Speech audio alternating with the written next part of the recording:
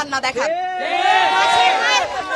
তাকে অবিলম্বে আমাদের শিক্ষার্থী সমাজের কাছে ক্ষমা চাইতে হবে, দোষ স্বীকার করে নিয়ে ক্ষমা চাইতে হবে।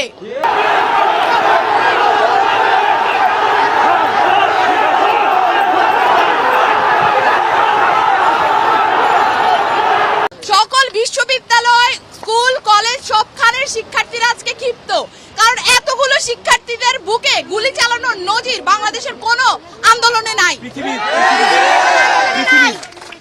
266-র বেশি মানুষ মারা গিয়েছে, যেটা কিভাবে আমাদের শিক্ষার্থীদের উপরে গুলি চালানো, গুলি চালিয়ে তারপরে যাদের তরফ থেকে আমাদের শিক্ষার্থীদের বুকে গুলি চালানো। আমার ফ্যামিলিতে আমার একটা মেয়ে আছে, ও আসতেছে। আমাদের দাবি খুব সহজ, আমাদের বাচ্চারা আন্দোলন করছে, আমার কাছে মনে হয়েছে আমার বাচ্চাদের আন্দোলন একেবারেই সঠিক, ন্যায়সঙ্গত। আমি একজন অভিভাবক হিসেবে আমি আমার বাচ্চাকে নিয়ে, আমি আমার পরিবার নিয়ে তাদের সাথে সংহতি প্রকাশ করতে এসেছি। আমি চাই নির্দেশ দেওয়া হয়েছে, তারা এসে আমাদের যে শিক্ষার্থীদের যারা মারা গিয়েছে তাদের স্বজনদেরকে বুকে আগলিয়ে তারা হচ্ছে কান্নাকাটি করছেন, মায়া কান্না দেখাচ্ছেন, কুমিরের কান্না দেখাচ্ছেন। এবং আমরা আরো কি দেখেছি, আমরা আরো এটাও দেখেছি, ছাত্রলীগের যেসব সন্ত্রাসী বাহিনী, যেসব মেয়েরা আমাদের ছাত্রীদের উপরে হামলা করেছে তাদেরকেও তিনি বুকে টেনে নিয়েছে। আমরা যারা নিজেদের ভালো মানুষ, সচেতন নাগরিক মনে করি, তারা যে কতটা ভীতু, কতটা কাপুরুষ, আমরা কিচ্ছু করতে পারিনি। যারা আমাদের এই প্রজন্ম করে দেখালো, আমরা তো জানি অন্যায় যে করে, অন্যায় যে সয়, তাদের দুজনই একই দোষে দোষী। আমরা সহ্য করে গেছি, আজকে আমরা ওদের সাথে এসেছি একাত্মতা জানাতে যে আমরা ওদের সাথে আছি। ওদের দাবি আমাদের সবার দাবি।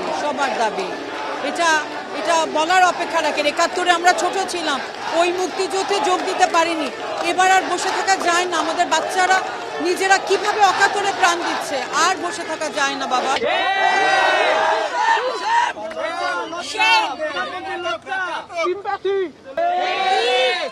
এবং সেই জায়গা থেকে আমরা বলবো আমাদের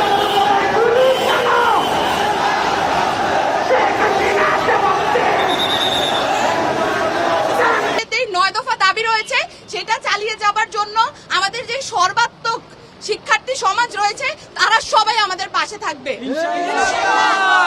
এবং লোক থেকে লোকান্তরে এই আন্দোলনের যেই মোটিভ সেটা ছড়িয়ে গেছে, এই যে আগুন আন্দোলনের, এই শিক্ষার্থীদের বুকে যে বারুদ জ্বলছে, যে আগুন রয়েছে, সেটা লোক থেকে লোকান্তরে বাংলাদেশের আজকে ছড়িয়ে গেছে। এবং সামনের সময়ও আমরা সেটা কন্টিনিউ করব। ছাত্র সমাজের শক্তি সবাইকে টের পেয়েছে, এবং ছাত্র সমাজ চাইলেই যে অনেক কিছু সম্ভব করতে পারে এই বাংলাদেশ, শুধু ছাত্ররাই চাইলে।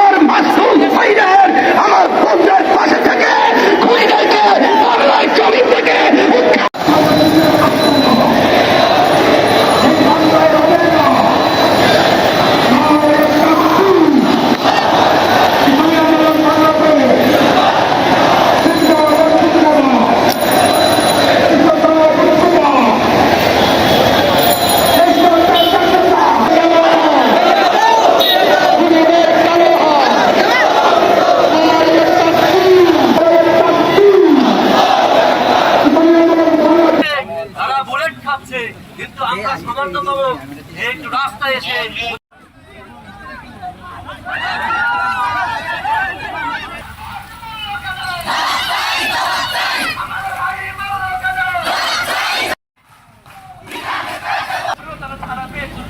কিন্তু এখনো কেন্দ্রীয় সমন্বয়কদের মধ্যে এবং তিনি